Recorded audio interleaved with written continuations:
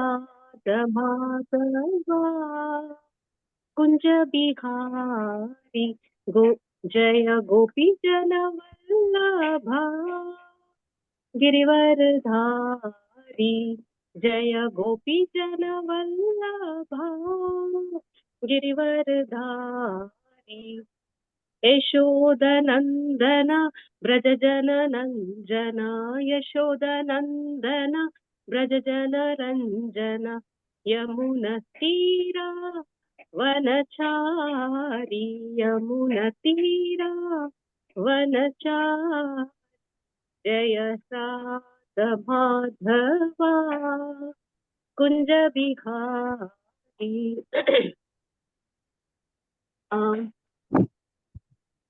Hare Krishna Hare Krishna. Jaya Radha Madhava Radha Madhava Radhe Jaya Jagannatha Jaya Baladeva Subhadra Mai Jaya Sudarshana Jaya Gauranitai Jaya Gauranitai Gauranitai Jaya Gauranitai Jaya Prabhupada, Prabhupada, Prabhupada, Jaya, Jaya Prabhupada. Prayers. Who wants to try next? Can I try, Mataji? Yes. Om Ajnanatimirandasya Jnananjanashalakaya Chakshurunmilitam Yena Tasmai Shri Gurave Namaha Shri Chaitanya Manobhishtam Sthapitam Yena Bhutale Swayam Rupa Kadamayam Dadati Swa Padantikam Nama Om Vishnupadaya Krishna Presthaya Bhutale Srimate Bhakti Vedanta Swaminiti Namine Namaste Saraswati Deve Gauravani Pracharine Nirvishesha Shunyavadi Paschatya Deshatarine Vandeham Shri Guru Shri Yuta Padakamalam Shri Gurum Vaishnavamscha Shri Rupam Sagrajatam Sahagana Raghunathanvitam Tam Swajivam Sadvaitam Savadhutam Parijana Sahitam Krishna Chaitanya Devam Shri Radha Krishna Padan Sahagana Lalita Shri Vaishakan Vitamscha. 1 minute, Mataji. Nama Om Vishnupadaya prayer. Third line, can you repeat? Namaste Saraswati Deve Gaur. No, it is Saraswati Devi. Who is Bhakti? Srila Prabhupada's Guru Maharaj? Bhakti Siddhanta Saraswati. Saraswati. Saraswati. Okay. So we are referring to Bhakti Siddhanta Saraswati Devi. Okay. The Vandeham, the last line, can you repeat? Shri Radha Krishna Padam. Padan. Padan. Okay. Continue. Shri Radha Krishna Padan Sahagana Lalita Shri Vishakan Vitamscha. Vishakan Vitamscha. You got it right this time. Good. Okay. Continue. He Krishna Karuna Sindhu Deena Bandhu Jagatpate Gopesha Gopika Kanta Radha Kanta Namostute Tapta Kanchana Gaurangi Radhe Vrindavaneshwari Vrishabhanu Sute Devi Pranamami Hari Priye Vancha Kalpa Tarubhyascha Kripa Sindhubhya Evacha Patitanam Pavanebhyo Vaishnavebhyo Namo Namaha Jai Shri Krishna Chaitanya Prabhu Nityananda Shri Advaita Gadadhara Shrivasadi Gaura Bhakta Vrinda Hare Krishna Krishna Krishna Hare Hare Hare Rama Rama Rama Hare Hare. Hare Krishna. Very nicely chanted, Mataji. Hare Krishna. Hare Krishna. request everyone to be on video for these sessions. Today we are on second chapter of Bhakti Vriksha series. Does anyone remember what we discussed in the first Bhakti Vriksha class? What was the topic? Animal versus human. What's the speciality? What are the similarities? Does anyone remember? What are the similarities between human beings and animals? There are 4 similarities that we discussed. Eating, Eating, sleeping, mating, and defending. Right? So what is a speciality then? What is that animals cannot do, but humans can do? Krishna consciousness method. What in Krishna consciousness? We can think. We can think. We We can have ask the power of questions. reasoning. We have the Power of reasonings. We ask questions. Animals cannot ask questions, right? Even animals might reason at their own level, right? When they're defending and fighting for food, they might reason at their own level, right? They might also have some level of reasoning and logic, but what they cannot do is ask questions, right? And what kind of questions should one ask when they're asking questions? Who am I? Mm-hmm. Who am I? What are those kind of What am questions? I suffering? Who am I? What am I suffering? Uh-huh. Who is Yeah. our creator? Who Who has is God? created this Yeah. world? And what is the connection between the creator and us? Yes. So these are questions that helps us to self-realize, reflect within ourselves, internalize our thoughts, right? So our focus then becomes internal, not external. It's not limited to our body, right? Our focus then turns internal. That means our focus is now on the soul. So we ask questions on what is more important for my soul versus what is important for my body, right? So that's the difference between a human and an animal. One second. So another thing that we discussed is, why is it important? Why is human life important? Yes, we can ask questions, but why is it important to ask these kind of questions? What was your realization from the last class? To find realization. One by one, Sunita Mataji. To find purpose of life, self-realization, liberation. Okay. Why do we need to know the purpose of life? Why do we need to know about liberation? That we are in the right path. We are in the right path. Okay. To go back home to Godhead, Mataji. Okay, that's a path that Sunita Mataji was talking about. Okay. Humans get to understand Krishna,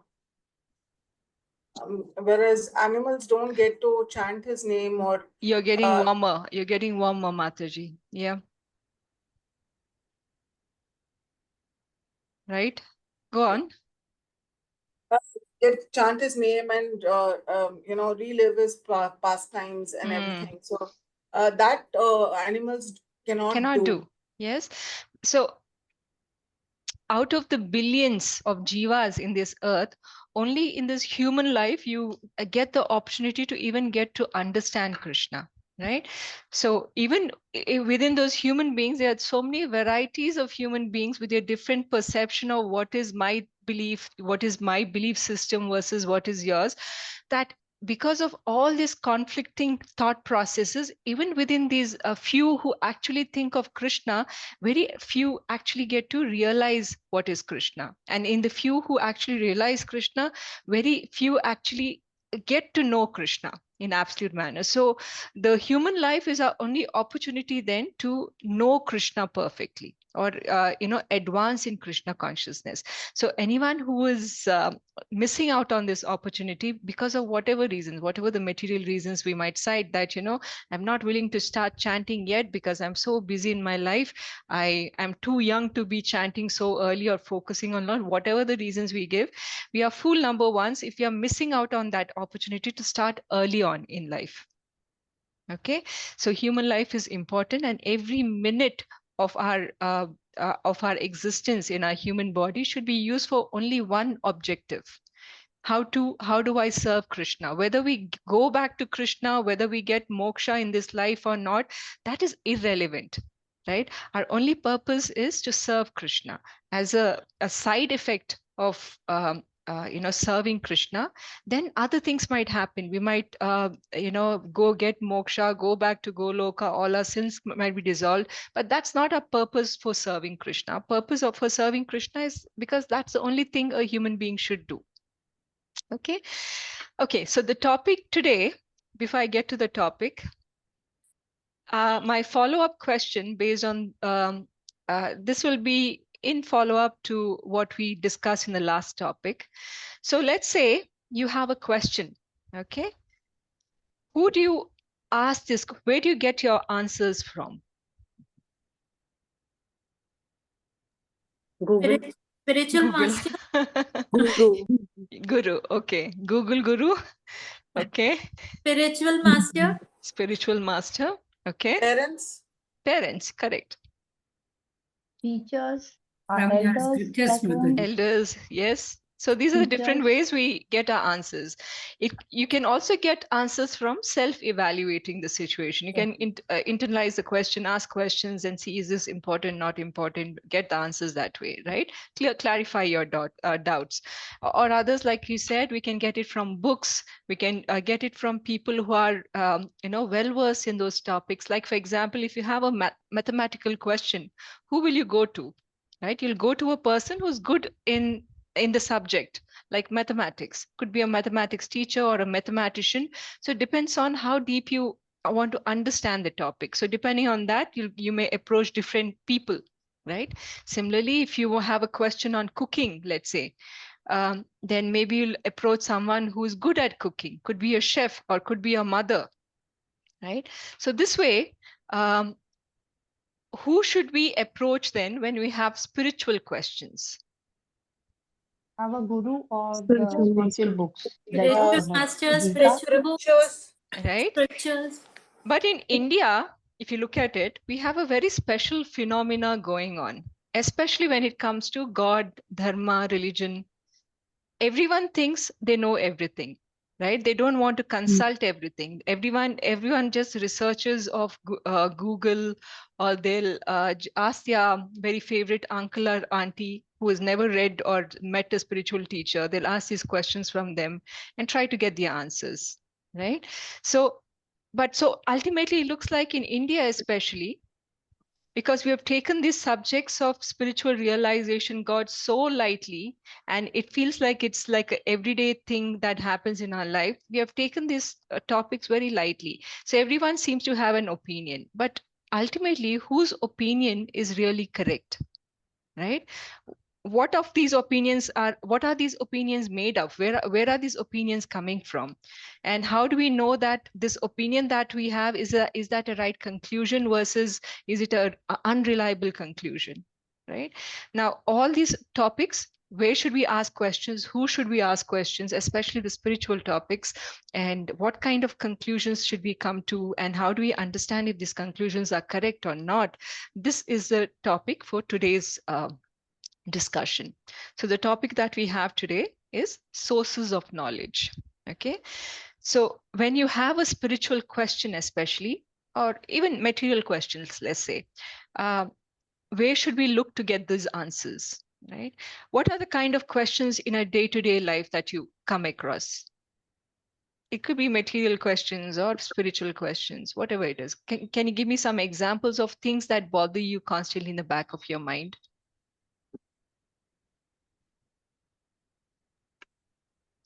I think the normal one which every human being will ask is why me? Why me? Okay, why me? Why not somebody else? Why me? Why me? Okay, Is why it me? wrong? Like, is it a sin or is it a wrong particular attitude or thought of ours? Yes, to Is it think a sin? certain way, be a certain way, is it right or wrong, right? Any other questions that really bothers you? Why always good persons face People act in a difficulties? certain way. What was, sorry, Mataji, Lata Mataji, can you repeat? Why always good persons are facing more Lot of difficult? problems. Yeah. Okay. What was the other question? There was an overlap there. Thinking about future, Mataji. Future, right? In the last couple of years that I've been speaking on Bhagavad Gita, there are some very strange questions I've come across. If a person is, say, working in a retail industry and the like Reliance or something like that, and they're selling meat, should I continue working there or should I quit? Right? Because place is selling meat, so do I get the karma for selling meat? Or if I have to spend like 3 hours every day working out in the gym because I want a certain type of body, it could be because of profession, or they want to be Mr. Universe or Miss Universe, whatever their aspirations there. But the focus is more on building a better body for themselves, looking a certain way. So how much time should I work out in the gym, exercise, right? Or if I'm forced to be eating meat because my family enjoys meat, then is that a sin if I cook for my family, right? Or if I'm watching a certain type of TV soap series which is portraying Krishna in a very negative, like a mythological character, or they're portraying some TV serials like which shows Karna as a very ideal man, like the perfect human being. So there are a lot of portrayals like this, especially where they romanticize certain characteristics of Karna and say, he's a perfect person. Arjuna and Krishna are nothing in front of him. Right? So if I watch these kind of TV series, is that good? Right? And some say I don't eat onion garlic, but if I buy, say, meat or onion garlic to cook for my family, will that have an impact? So these are the kind of questions, everyday questions, right? Everything that impacts our day-to-day life. So these are just examples of the kind of dilemma a human being goes through almost every day. So where do we get our answers for such questions is what we want to discuss today. Okay, so it's not that every question has to answer has to come from your neighborhood auntie or the well-known, famous TV series, or whoever your reference point is. The actual answers, the actual responses, correct responses should come from one particular source. And what is that source? We'll get to know that source today. Okay, so question and answers, we understand, is a constant thing, right? We are constantly, even if it's the most intelligent person, till the last minute of their living breath, they will have question and answers. And what is the reason, objective of asking such question is to come to the perfect answer, right? We keep asking questions till we get the perfect answer. But once we get the perfect answer, um, how do we can get to that perfect answer only when we ask the perfect question, right? And the question should be asked to the right person, right? And the right process of probing should be followed to ask the question, right? So this is a process that anyone asks. If you ask an incorrect question, though you want to derive at a certain answer, you ask the incorrect question, you're not going to get the right answer. Or if you probe this question incorrectly, you might come to incorrect conclusions. So asking questions and getting the right answer is also a talent, right? Many a times we'll see that people have a lot of questions, but they're never happy with the answer because the questions are not framed properly. The right intent of the question is not coming through. Right. So what is a source for these answers? Ultimately, whenever you ask the questions and the answer is given to you, there are three factors that are considered that will give you the answer to your questions. There are three types of pramanas. Okay, the source of your answers will come from three types. It will either be pratyaksha. Pratyaksha is what you see and feel, right? And then it will be anumana. Anumana is based on inference, speculation, logic.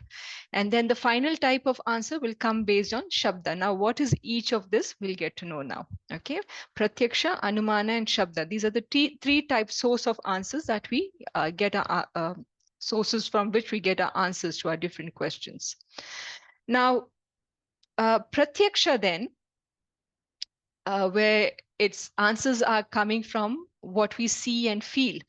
Okay, how do we see and feel? Through our senses, through our eyes, ears, your smell, touch, right, and taste. So based on your senses, what you can feel and see is what is called as pratyaksha pramana. So most of the time, pratyaksha pramana is giving incomplete knowledge. Like when you see a stick half dipped in water, you will see that because of the light effect, the stick looks tilted, bent a little in an angle, right? But that's because of the refraction of light. Actually, the stick is straight, but when you put it in the water, in a glass, glass tumbler or a mug or something, you will see that the straw or the spoon will look bent. But actually, it's not. So even our sight then can give us incorrect perceptions of what we are seeing. Correct? There are many more examples like this. For example, there are times that we see things, but we don't believe it. For example, when you go to the beach side and you on the horizon, you see that the ocean and the sky have merged in the far distance. It does not really mean that the two have merged together. It might appear like it's merged, but it's not. Correct? So there are things that we see, but we don't believe. So we ourselves know that what you see is not always true. Similarly, if there's some road that appears to be, very far away, stretched very far within, then still we know that at some point it's going to split. It's not one single road.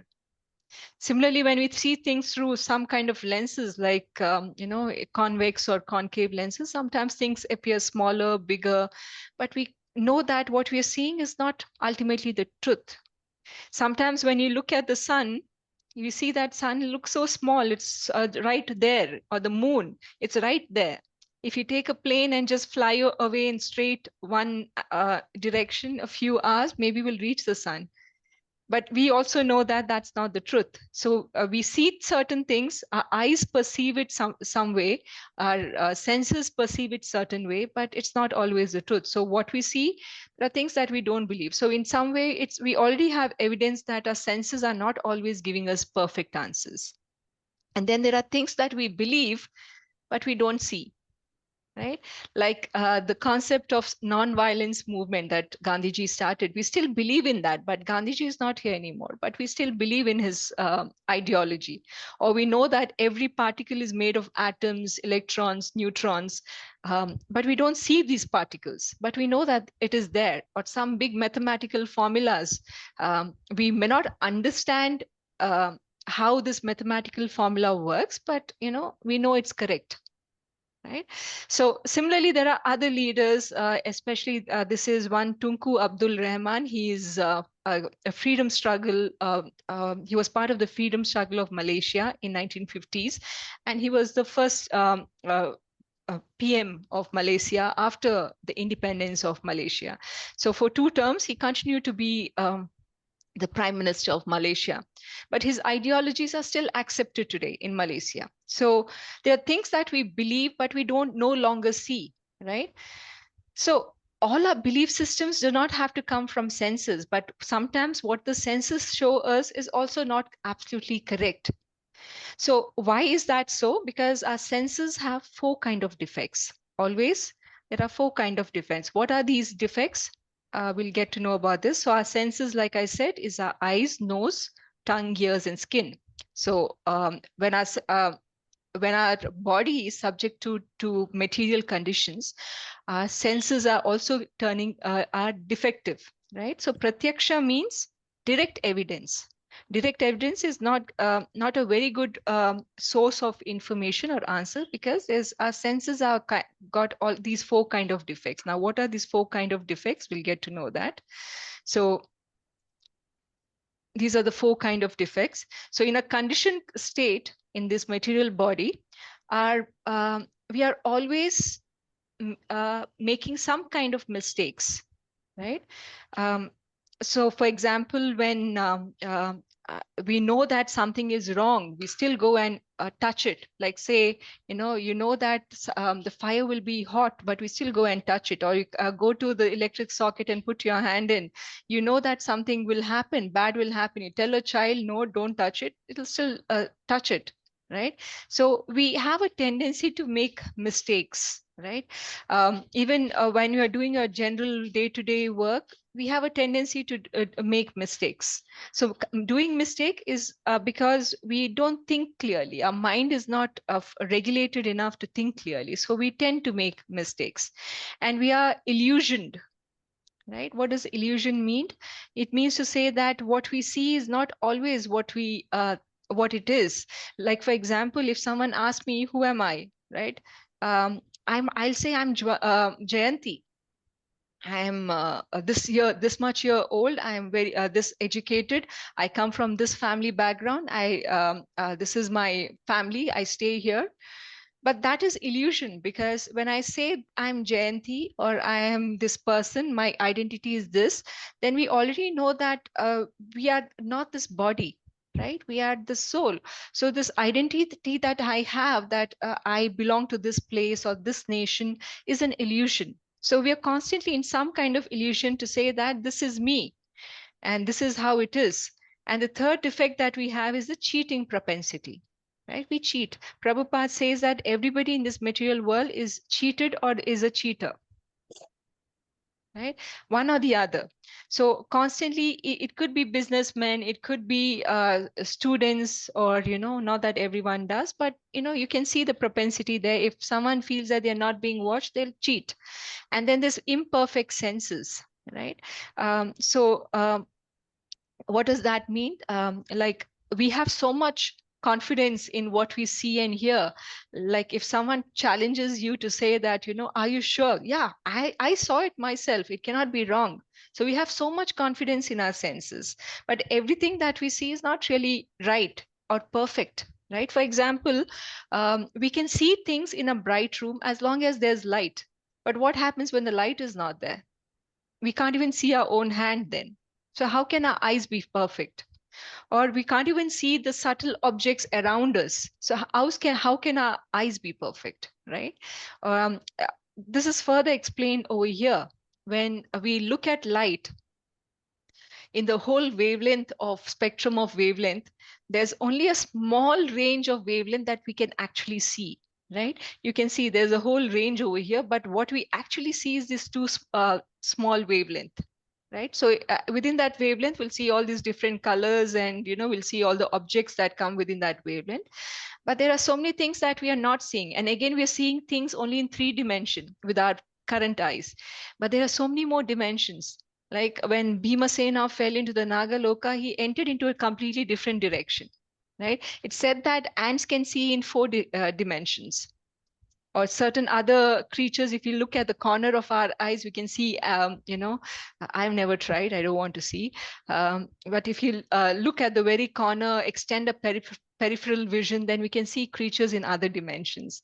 So our dimension, our sight is limited because we have so many other things that we cannot see. There are so many subtle objects around us that we cannot see. So our eyes is not perfect. Similarly, smell. Dogs have better smell than human beings, right? In fact, in hearing and smelling, human beings are the worst. And even in hearing capacity, humans can only hear sounds within a certain decibel, from 20 to 20,000 decibels. That's all a human beings can hear. But there are animals that can hear even higher decibels. Or there are animals that can hear lesser, smaller decibels as well. So our senses are imperfect in that sense. Okay, so that's our first defects, imperfect senses. Then to be illusioned. Sometimes sometimes we see a rope and say that it looks like a snake suddenly when we get startled. Or sometimes when we eat something very sweet, and then have something less sweeter, like say an orange or a fruit, that fruit will sound very less tasty. It's actually sweet, but because we had something more sweeter before, like let's say we had a jalebi and then we're having an orange, then the taste of the orange is not we cannot relish that orange. But the same orange, if you have after say something very bitter or sour, then the orange taste becomes amplified. You see that? Even our tongue can put us in illusion. Right? Or sometimes when you touch warm water, in the same water in summer, you can take bath in cold, with cold water, but in winter you can't take bath in the same cold water. right? So our skin is also putting us in some kind of illusion. And the mirage that we see in deserts, this is something very famous that we see some water objects in the desert, but it's actually an illusion of our eyes. So our second defect of our senses is that it is always illusioned, right? And then there's a third defect, which is to commit mistakes. Why are we talking about the pituitary gland here? Now, this pituitary gland is a certain gland which is behind your ear. Okay, it's a pea-sized small organ. It's said that this part, pituitary gland, is responsible for functioning of all our vital organs, like our brain, our skin, our energy, how our mood, how our hormones are distributed, our reproductive organs. All of this is balanced because of this small pituitary gland. Okay, and this pituitary gland especially is important when one is studying, when one wants to focus. It helps in focusing on the subject. Also, it can turn us to the other side. Like if you're in some kind of deep addiction, this pituitary gland can make your addictions even worse. So you can see that the same object or the same body part which helps us to focus can also divert us to more destructive behavior. Correct. So this disruption that takes us away from the regulated way of living, that leads us to making many mistakes. It could be addictions, it could be stealing, or even worse, murder, killing. So all of us are subject to all these kind of mistakes because our brain can get heated up because of the pituitary gland not functioning, and because of that pitta, then we get angry, we react. So all these things can happen, right? So we are bound to make mistakes. That is the third defect of a human being or anyone who depends on their senses. Now, the fourth defect of our senses is a propensity to cheat. We discussed this. So whether it's exams, interviews, or business, we have many families that because of their cheating ways have got a bad name right now. So the biggest cheater in the material world is Maya Devi. Right? She's the one who's enticing us constantly for material glory, wealth, fame. And as we increase our cravings for such things, then what happens? Our greed increases. And then we ultimately resort to things like cheating, robbing, killing. So whatever works for that. So our propensity to cheat is coming because of our imperfect senses. So in other words, these four defects that we mentioned, this makes our senses very imperfect. So any conclusion that the senses give us is not perfect, right? So we can then conclude that pratyaksha pramana is not the right way to get the absolute knowledge, because in pratyaksha pramana we depend on our senses, and since our senses are imperfect, that's not the right way to get answers to our questions. Then what is our second option? Our second option is anumana pramana. Anumana is by inference. A particular example of anumana that's quite often given is the Darwin theory. According to Darwin theory, all human beings are initially apes or monkeys, and then we evolved to become human beings, right? That's what we have learned in school. But what we forget while learning this Darwin theory is it is a theory. It's not an absolute science. It's just telling that this is what could have happened, right? It's a suggestion, in other words. It's not perfect. It's not a conclusive knowledge, but we still believe that, right? And today's scientists, sometimes they say that we have 9 planets. Sometimes they reduce and say it's only 8 planets. And sometimes the scientists say that, we the flat Earth is flat, and sometimes they say Earth is round. So these are all theories, right? There's a very nice pastime of Newton. Newton is a very famous scientist. So Newton was a believer in the Lord. But the other extended society of scientists are not so much of a believer. They say, God does not exist. We don't believe there's someone who created this universe and all that. So he lived constantly in this society which did not believe in God. So once Newton and his friend was a constant promoter of non-belief in God. So Newton wanted to teach him a lesson. So he told his friend, I need to step out for some time, but I need this solar system, the 9 planets, the sun, moon, all set up, a model of that whole solar system created. Can you help me? I needed to take it for an event later on. So his friend said, okay, I'll do it. Right. So when Newton was away, he created perfectly. He knew the measurement of the distance between each planet. He's created the sun. He created the orbits. He created perfectly spaced all the planets, and he created a model.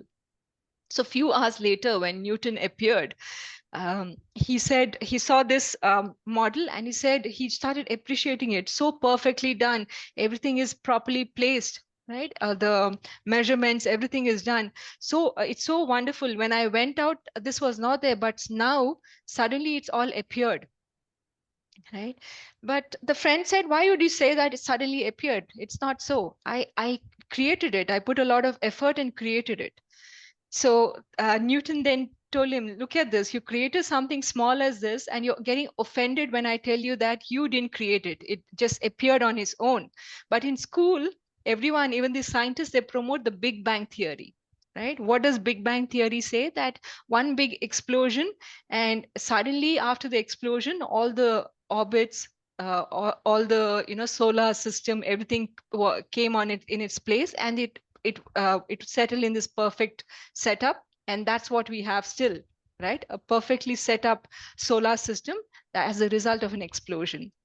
So to negate the existence of God, the scientists came up with the Big Bang Theory to say that God does not exist. All this came up on its own. So Newton, in his own way, he concluded that all these assumptions, anumana, that we are doing, that there was a big explosion, and because of this perfect universes was created, is wrong, because there has to be someone who's done this perfect job. It cannot happen because of something destructive. It has to be something that is thought through carefully. Someone has put their thoughts and envisioned that this has to be here, so that the sun touches this planet, that planet, or if sun is not touching this planet, then what is the other source of nutrition for that planet? So all of that is well thought of. So there, God exists. It's just that to negate the existence of God, this Big Bang Theory that we learn was put into theory, such that if someone now, it's so settled in our brain, this whole Big Bang Theory, someone tells us now that no, God created these universes, was set to come like this, then we still have this question, but that explosion happened, we learned that, right? So we're not ready to unbelieve what we have learned in school, right? That all this inference that this happened because of this, and where are all this inference coming from? It's coming based on what you can see and experience. So somehow we extrapolate what we have seen and experienced, and we come up with theories to say that this is how it might have happened. So this is not absolute science. This is something that says something that we cannot feel with our hands and with our body. We come up with theories or speculations to say that this is what might have happened, right? Sometimes scientists come up with this powerful telescope, right? Sometimes with naked eyes, maybe we can see 50 kilometers in the sky, but with this telescope, maybe we'll see up to 1,000 kilometers. But what after that? Right. So even these instruments that we develop, this powerful telescope, has its limits. Correct. So all the theories that we are making or anumanas that we are coming up with is based on our limited senses. So when we have limited senses, everything that's coming from us as speculation is also limited. Our understanding is limited. There was a frog in a well. Okay, this frog is in a 3 feet water well, right? And it's lived his whole life in this well, just 3 feet of water. So one fine day, a new frog enters the well, and he tells this old frog, that frog A, that you know what? I saw this ocean, the Arabian Sea. It is so vast, huge, unimaginable, so much water, right? That's all he describes. So this first frog thinks, okay, there's a lot of water. That means maybe it's got 4 feet water or maybe 10 feet water. That's a lot of water. So maybe ocean is like that, right? So we are like these frogs. If you actually see an ocean, the water in the ocean is unimaginable. But because the frog does not have a perception of the ocean, then it will think that maybe ocean is like 10 feet water. Right? So when we do Anumana, our Anumanas is like this 10 feet water. We'll think that maybe this is all, right? There's nothing beyond. So our Anumanas then are also not giving us perfect answers. Now, so other kind of examples for Anumana could be, the distance between your workplace or home and workplace. We might have a certain estimate or a logic on how much kilometers it could be. Now, of course, we have GPS, so we know, but the amount of salt that we put in a curry, we put an estimate idea. We know that this is it. Or the number of steps we walk every day. So before the smartwatches were there, we had no way to know that this is the number of steps that we do. So anything that cannot be measured with our senses, but we kind of make an estimate that this speculation that this is how it should be the answer, then it is Anumana based on some logic or theory. Right? There's a good example of what are the shortcomings of Pramana and Anumana. So there was this 6 blind men, okay, and they came across an elephant, blind in the sense they cannot see, right? So they cannot visualize what is going on in front of them. And they come across an elephant for the very first time. They don't know what they are touching. So one person, he touched the stomach of the elephant and said, this elephant, it must be some kind of wall, right? Another person touched the tail of the elephant and said, this looks like a rope.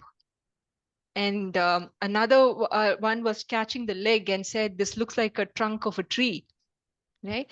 And another one was catching the ear of the elephant and said, this looks like something like a sword or something like that, sharp. And then another was touching the tusk of the elephant. And he was saying, okay, it looks like some spear or something like that. And then another one was touching the tusk of the elephant. And then it said it must be some kind of snake. It's a big python kind of snake, right? So one intelligent man was watching all this from a distance. And he said, oh, no, what you're seeing is an elephant. So he explained the elephant to them and then they understood. So this is how, though we see by Pramana and Anumana, till we get a third party perspective who have seen the absolute truth, there's no way of knowing what is the right answer, right? So just by touching or assuming certain things, we may not get the right answer. So Pramana as well as Anumana is not the right way to get answers to our questions, especially the spiritual questions. So what is the final option? What is the third option for Pramana? Shabda. Shabda. So let's talk about Shabda then. Okay, Shabda Pramana or hearing from an authority. Okay, Shabda Pramana is a process of gaining knowledge by hearing from a bona fide authority who is free from the 4 defects discussed above. Okay, so the question here is, what is the first dish you prepared and from where did you learn?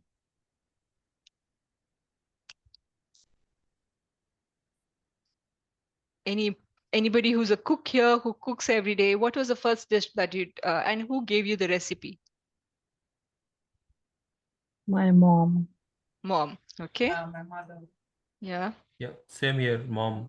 Mom, how did she give YouTube you the also. recipe? YouTube also, good. YouTube videos. How did the recipe, how was the recipe given to you by your mom? Seeing when they're cooking personally. Yes. Watching them. Watching them, yes. Or sometimes they'll call you and say, this is the recipe. Yes. Yes, so the Yeah. phone is. Yes. So the third type of pramana is Shabda Pramana. Shabda is sound, right? Isn't Shabda Pramana, is it connected to the ear? We already said that ear is imperfect. So how can this Pramana be another kind of Pramana? Is it not overlapping with the first Pratyaksha Pramana then? Because it is coming from somebody who's tried and tested it already. Here, Shabda does not mean sound. It means knowledge. How is the knowledge coming to you? Okay, so originally there was only one kind of Veda. There was just one Veda, and there was no necessity of reading the Vedas, because the people back in those days were so intelligent that the guru would recite the Vedas, and they had such sharp memories that just by hearing, they could memorize all the scriptures just by listening, right? So the original way of learning was through Shruti. Somebody is speaking and somebody is listening to the sound and learning. But as time passed, about 5,000 years ago, Veda Vyasa decided that in Kali Yuga, the people are going to be not so intelligent. They will have short lives, they'll have short memory, they'll have very little intelligence to understand and memorize all these shlokas and mantras. So what he said, for the benefit of Kali Yuga, I'll start writing all these Vedas. So Shabda can be sound, and also the books that we are reading that is coming from Veda Vyasa, it could be Bhagavad Gita, it could be Srimad Bhagavatam, or all the Puranas, Upanishads. All of this is Shabda Pramana. Okay, so he divided all the Vedas into the four Rig Vedas, Sama Veda, Athur Veda, Atharva Veda, Rig Veda, and Yajur Veda. And then he gave us the charge. He put someone in charge of each Veda, right? And then this is how he further wrote Puranas. He said that for the lesser intelligent class, like the Shris, Sudras, and Dvija Bandhus, right? He said, let them have these other kind of books like Puranas and Itihasas. So this way he catered to every class of people, right? He wrote the highest of scriptures for the people who are well knowledge, like the Brahminical class who are used to reading books, scriptures. For them, he wrote the more well verified scriptures. And for the others who are less qualified to read the scriptures, he wrote something, something that they can understand, like the Mahabharata or Ramayana. So stories that is meant for understanding for the lower class of people, right? And so this way, Vedavyasa personally wrote the Vedanta Sutra, right? We already read in Srimad Bhagavatam how even after writing Vedanta Sutra, as per the instructions of Narada, Vyasadeva was still not happy. Right. And what was the reason why he was not happy? Because Narada Muni, he decoded it very nicely. He said, all these Vedanta Sutras and Puranas and Upanishads that you've written, you have not glorified the Lord directly. Right. So write something that will glorify the Lord directly. And that's when Srimad Bhagavatam was written. Right. And the intent of understanding or reading all these scriptures is to understand the Lord directly. We understand that Veda Vyasa, he's a compiler, he's also the avatar of Krishna himself. And the objective of writing the sutra is to understand him, understand Krishna. So this process of gaining knowledge from Vedas, from Srimad Bhagavatam or Bhagavad Gita, is the process of understanding through Shabda Pramana. Okay, now let's understand this Shabda Pramana a little better. I'll play a short video.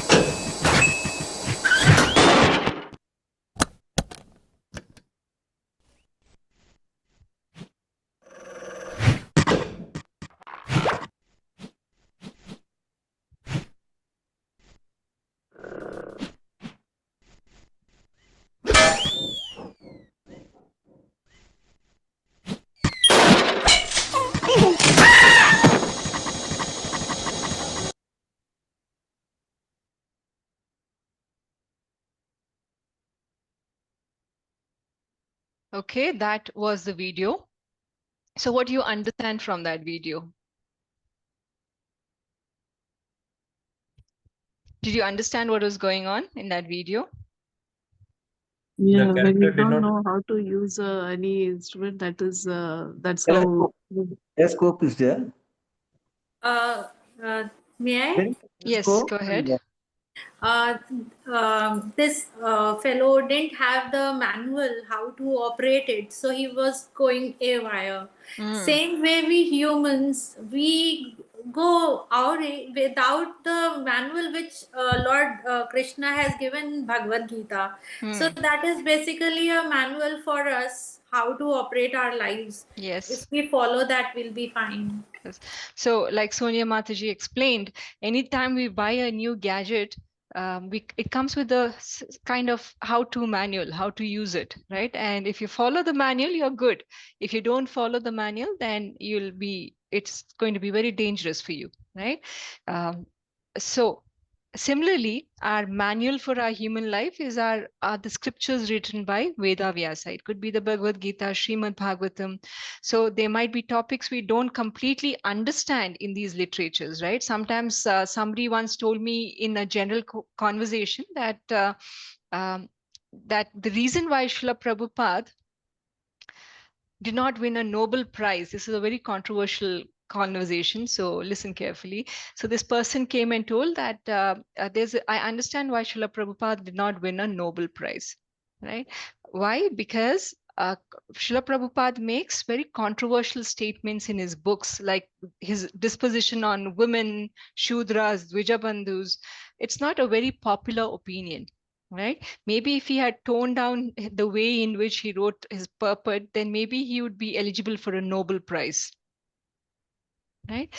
But what we forget when we talk about Srila Prabhupada in that way is a guru is not required to be pleasing. He's not here to win the best, most sweet person award or the best personality award. He's not for that.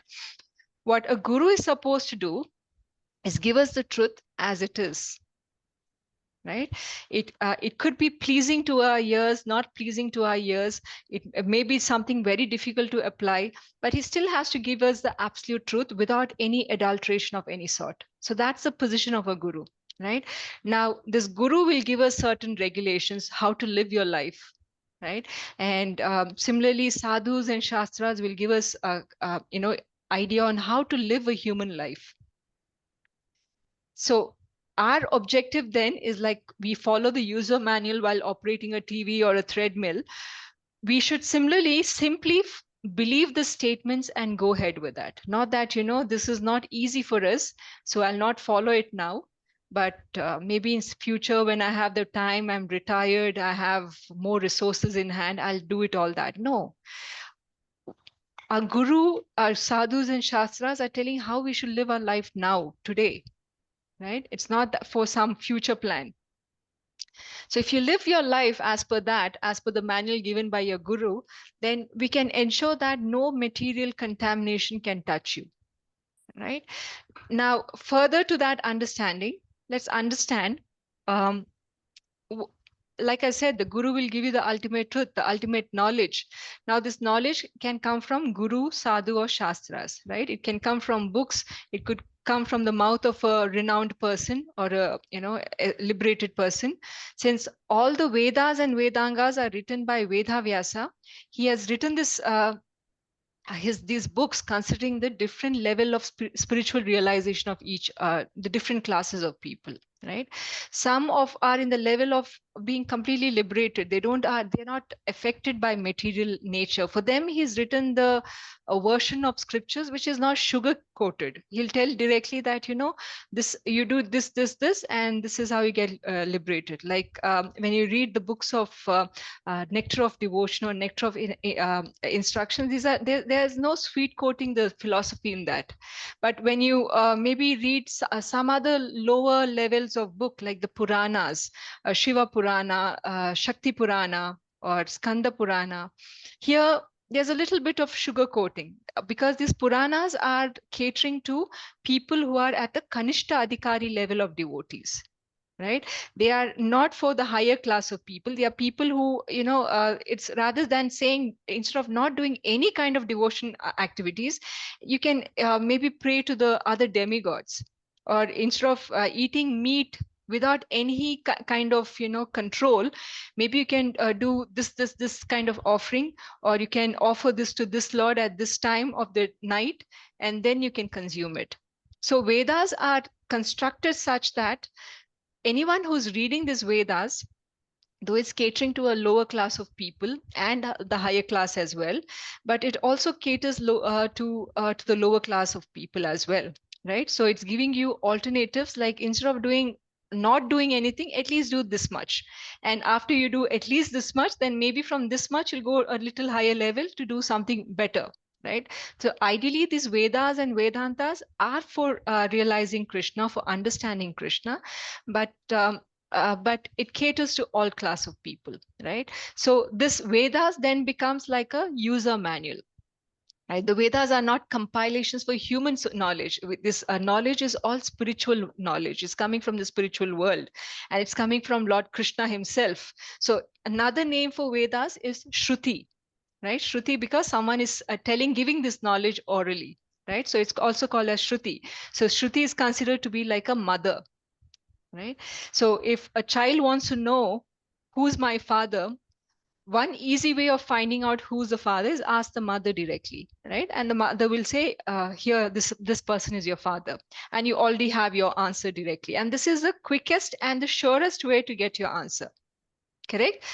Other way to get your answer is to do a DNA test of all the gentlemen around, and you will finally come to the same answer that the mother gave you, but through a longer process. So Shruti, in other words, Shruti is a mother. So any information that's coming from these compilation of Veda is like a mother, and any truth that is revealed in this Shruti is to be considered as the absolute truth, right? So the Vedas are considered to be the mother, and Brahma is considered as the grandfather or the forefather, right? And because he was the first to receive these instructions from Krishna, and from Brahma it went down to Narada, and from Narada it went to many other of his disciples. In this way, in the Vedic knowledge is come down through disciplic succession to us, right? And this is also confirmed in Bhagavad Gita. So to understand, if you have to make so we can understand this knowledge is perfect that way, because we say, okay, Srila Prabhupada, before him is Bhakti Siddhanta Saraswati Devi, and before that Bhakti Vinod Thakur. We can make that inference in our disciplic succession, or we can go make an endeavor to understand Krishna directly, put our own efforts, read our own scriptures, use our senses to understand, how does this work? How do we make this connect? How do we get to know that soul is, we can make our own endeavor, but only point is that will take very long time to come to the same inference, right? So Shrutis, like our Vedas are Shrutis, are like a mother, and anything that's coming from our mother can be blindly accepted without any need for any further, research, debate. I remember this one gentleman who was not a devotee, but he was very curious about ISKCON. What kind of practices do we do? And I think he was following Isha Foundation or some organization like that back in those days.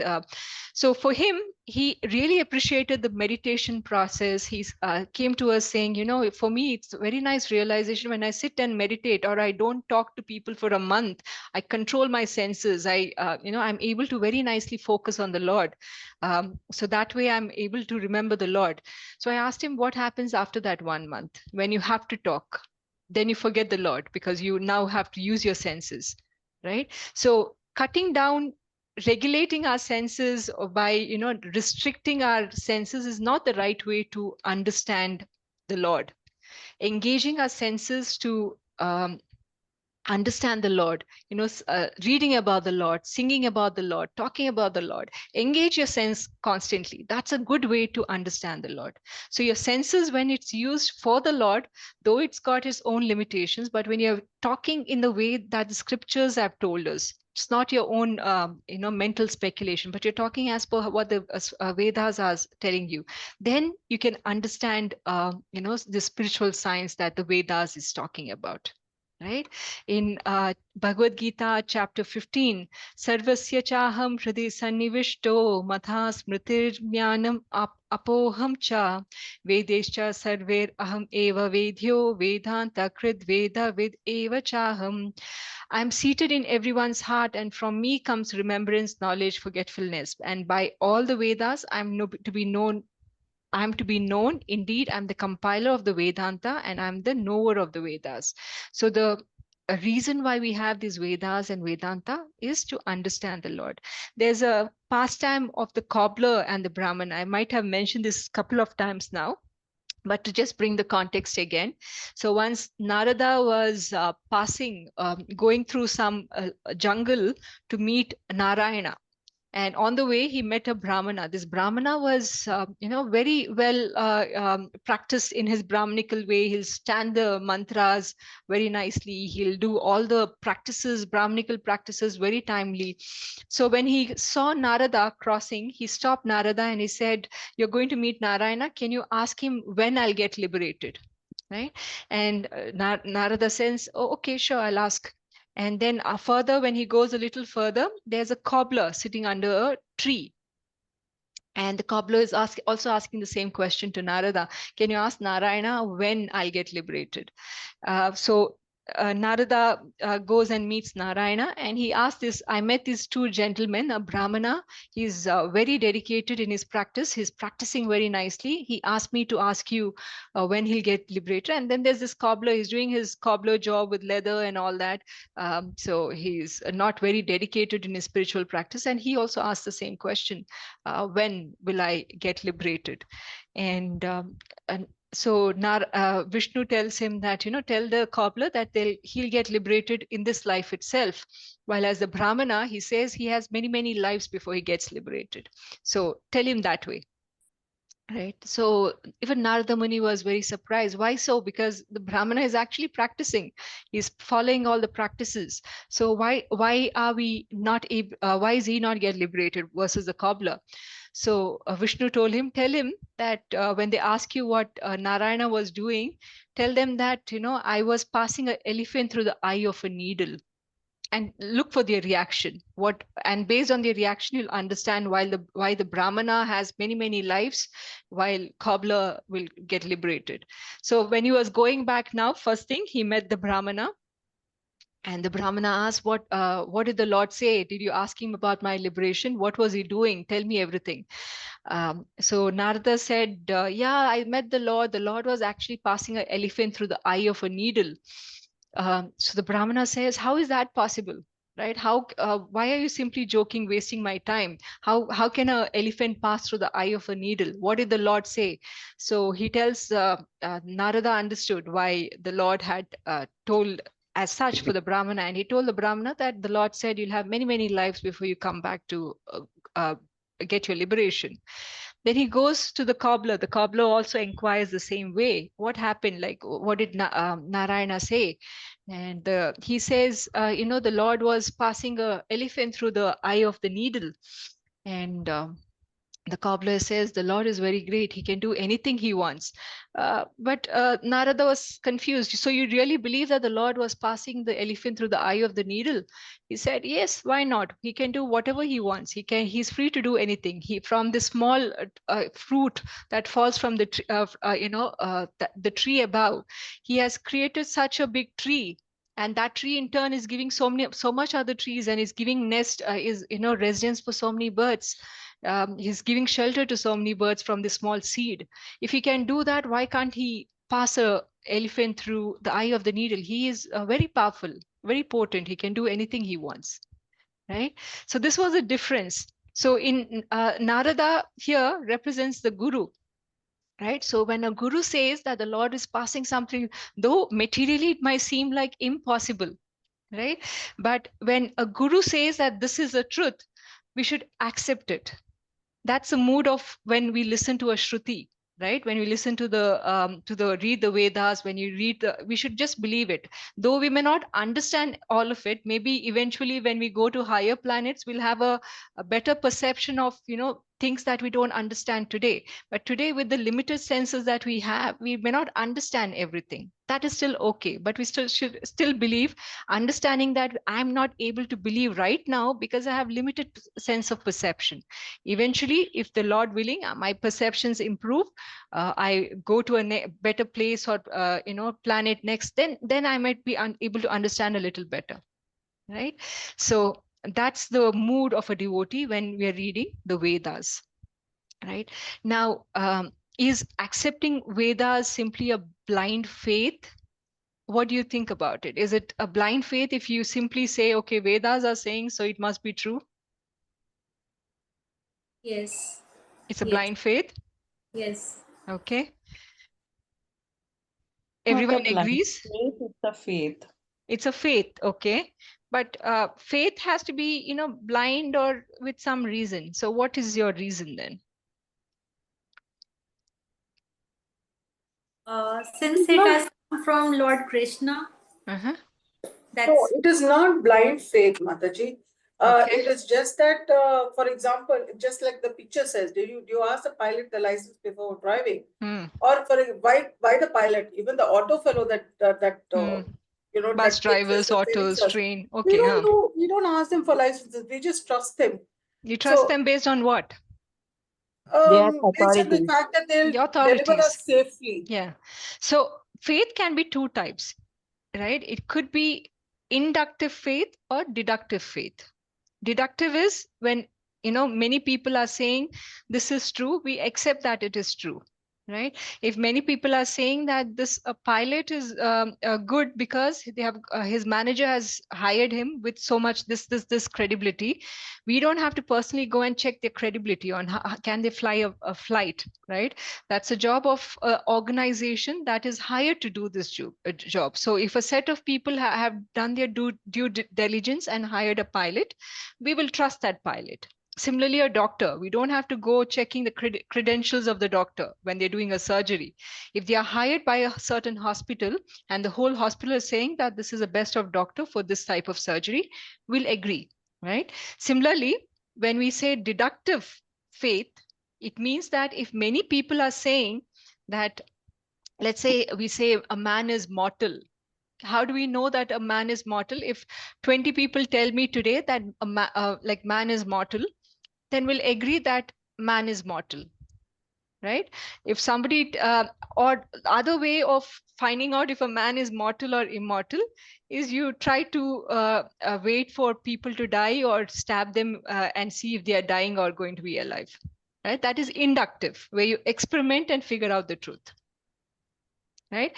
So deductive is when many people are saying certain things and then you say, okay, this must be true. Inductive is when you experiment for yourself and then say this is true, right? So faith for Krishna similarly is deductive, right? So we are building up faith based on what our Guru Parampara is saying, right?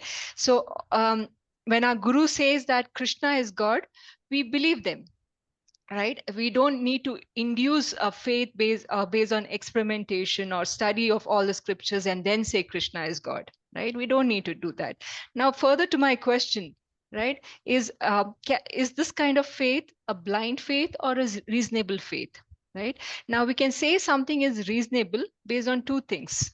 Does it make sense? When a faith can be reasonable when it makes sense to us, and the faith can be verified, right? It should be sensible and it should be verifiable, right?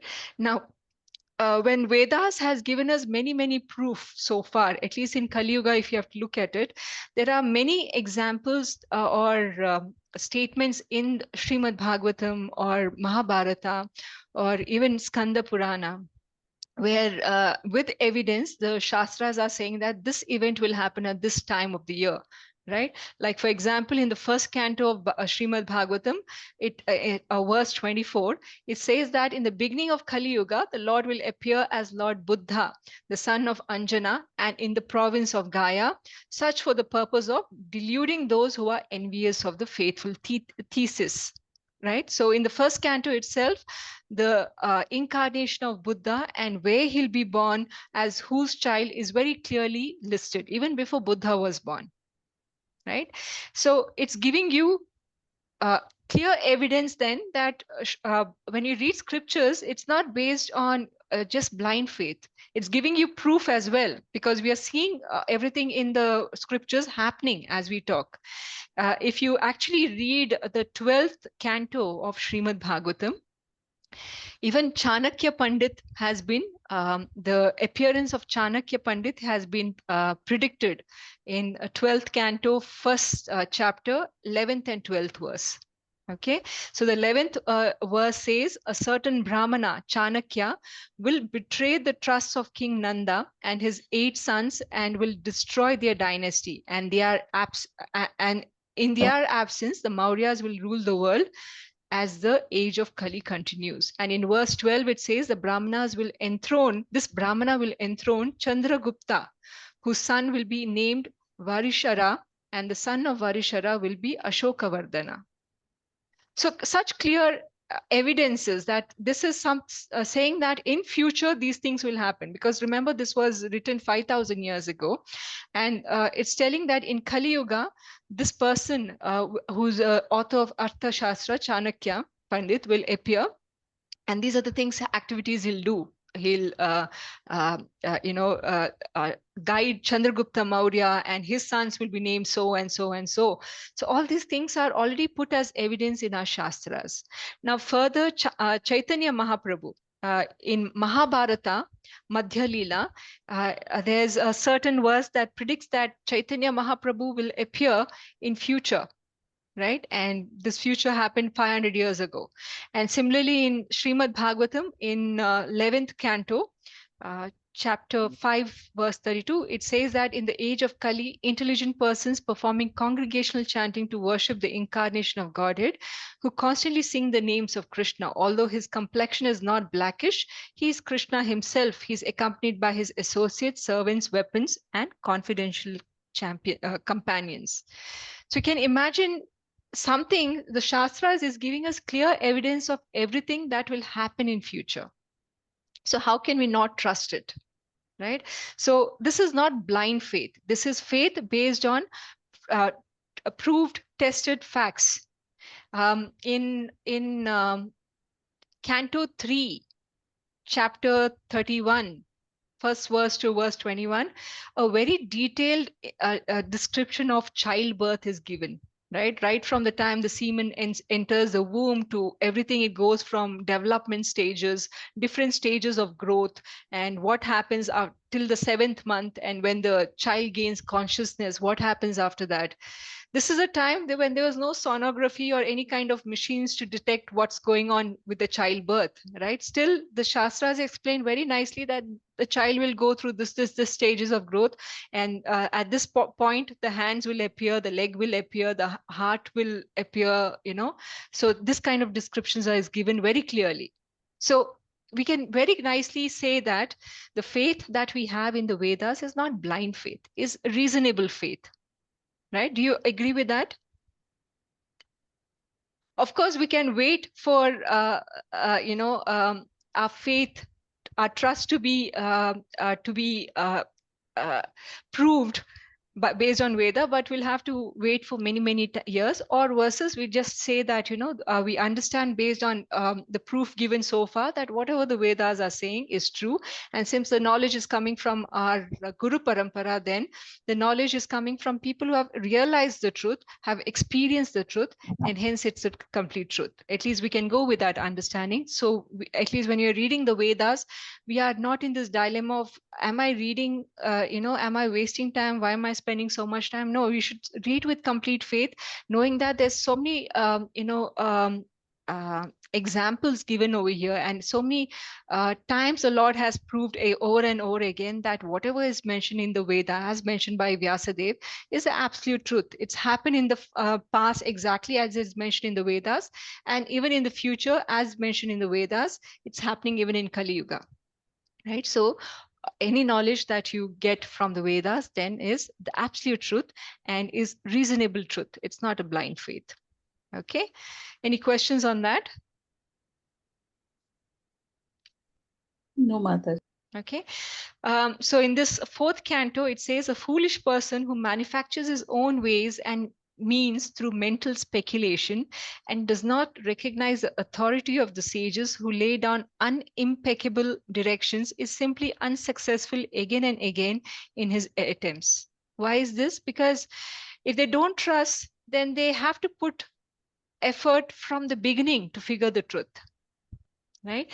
Our philosophy in the Gaudiya Vaishnava is that we believe Krishna is absolute. There's no two saying in that. Right? So when we start from that point, we have already crossed the levels or already using the knowledge that is given by the sages versus starting from square one and then deducting to the point of saying Krishna is God. Right? So those many steps we have already bypassed and we are saying, okay, from here we'll try to strengthen our faith in Krishna. So we are not in the stage where we say Krishna is not God. He's not. He's a mythological character. We are not in that stage. We are already surpassed all those stages. But for people who do not believe the authorized scriptures, then for them it's a very troublesome process, right? For us, understanding is coming from the source of Shastra Chakshu, right? From the eyes of the scriptures that we read. So anything that's mentioned in our scriptures is what we go by, right? And for the rest of them who do not want to believe the scriptures, they can take their own sweet time figuring out the details, and then from there they'll take many lives then to come to a point of saying Krishna is God. And from that point further, they have to develop faith, right? So when the scriptures tell us to chant the holy name of the Lord, this is the only evidence that we need, right? It's scriptures tells us that in Kali Yuga, there's no other faith that you need to follow. Just chant. That is the only thing that we need to follow. But if you still want pramana then on is this really true, then that pramana will come when in terms of, the many lives that we have to take to get to the point of, this is the evidence. Maybe some life when we are in the stage of jnana, we'll get to that evidence as well, that this is the way it is. Or when we finish our life and, Yamadutas are questioning us on why didn't you chant, then we can get to the point and say, okay, because, I heard about it, but I did not believe it. But that's not how Vaishnavas work. We go by what the Shastras and Sadhus say. And if they are saying that chanting is the only way for liberation, then we follow it. We are not waiting for any other Pratyaksha Pramana or Anumana Pramana to get to that point. Right? So ultimately, in this 3 stages of pramana between Pratyaksha, Anumana, and Shabda Pramana, which is knowledge that's coming from the Shrutis or Vedas, is the only way to understand get our answers. Okay, so with that, I'll play another short video. It's a video of Srila Prabhupada. Just give me a second.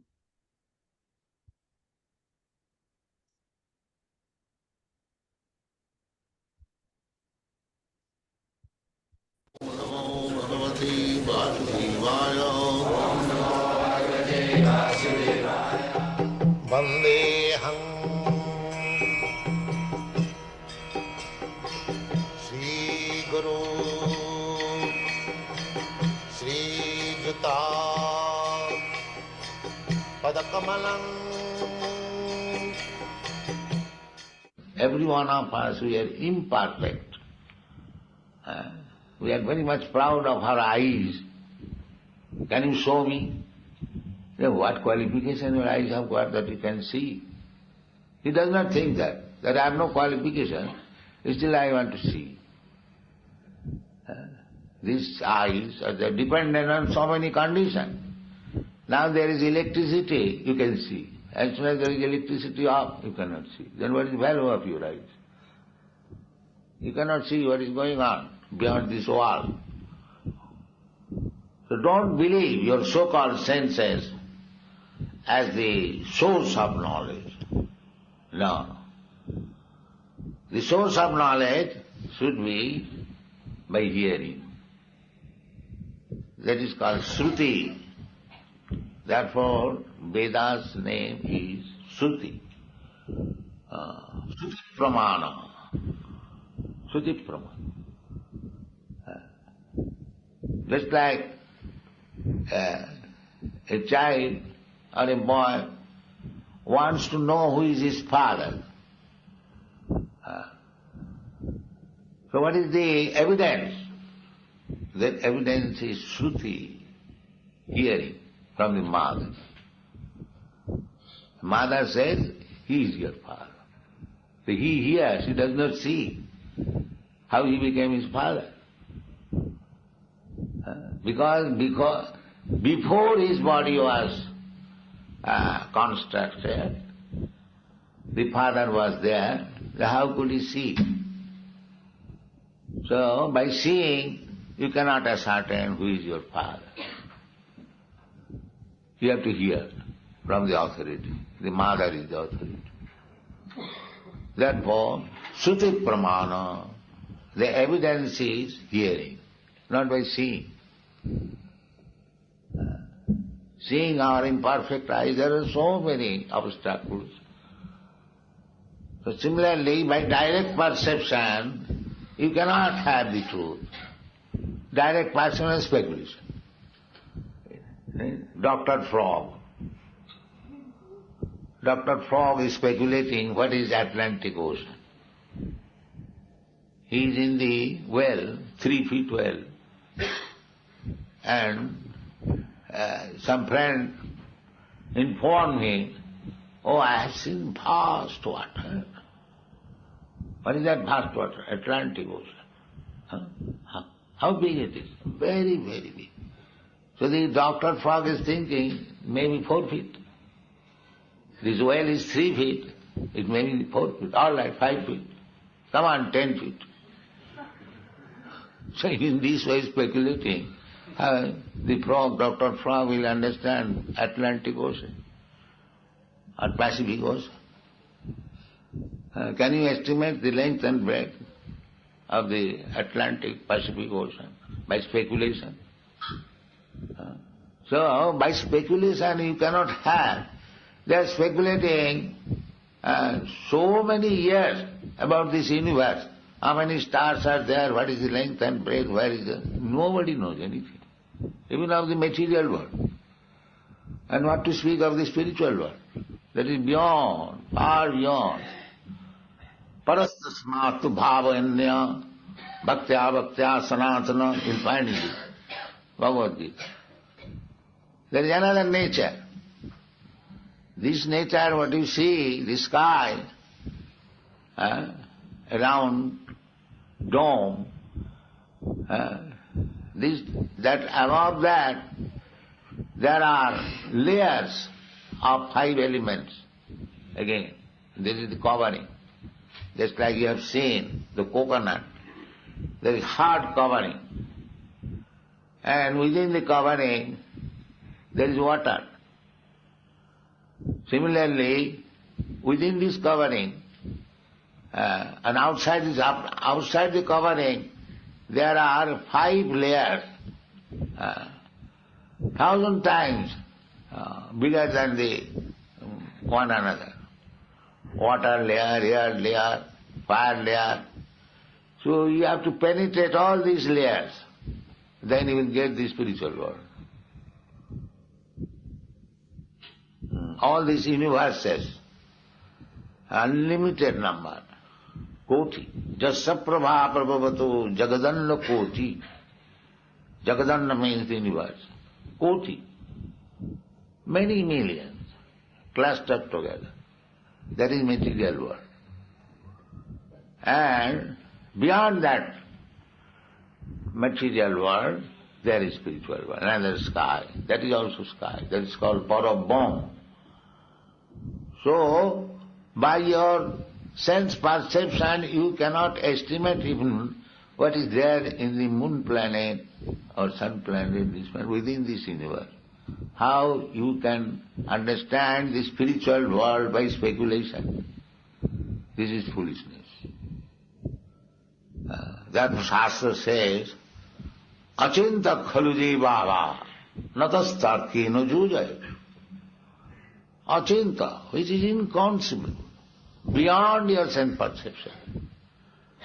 Don't try to argue and understand it and speculate. This is foolishness. It is not possible. Therefore, we have to go to the Guru. Tad vijnanatham sa gurumeva avigacche samitpani sutriyam brahmanishtam. This is the process.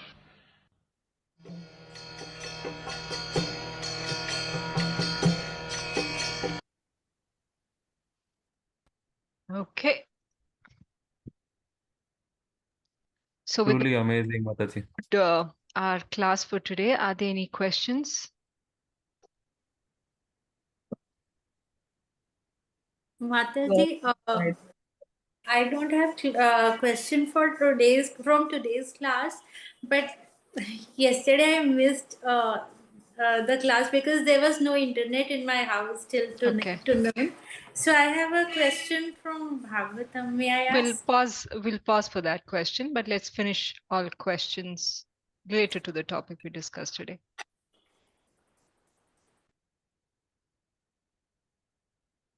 No questions on anything that we discussed today? All clear? Yeah, a lot of insights actually, Mataji. Are these Bhakti Vriksha classes helping in addition to Bhagavad Gita classes then? Very much, Mataji. Very much. Good. I mean, a lot of questions get answered. Yes. But, you know, the intent of this class, I know today's class became a little too theory intensive, but it's to promote discussion, right? As long as you're constantly reading, then at some level, the knowledge becomes very bookish. But as soon as you start engaging with each other, asking questions, probing your understanding a little further, then the knowledge becomes real, something that you can apply in your day-to-day life. Right? So this is the reason we bring up these intermediate classes so that, you know, you start questioning your understanding. And from there, you can maybe come up with real answers. Realizations become easy when you have questions.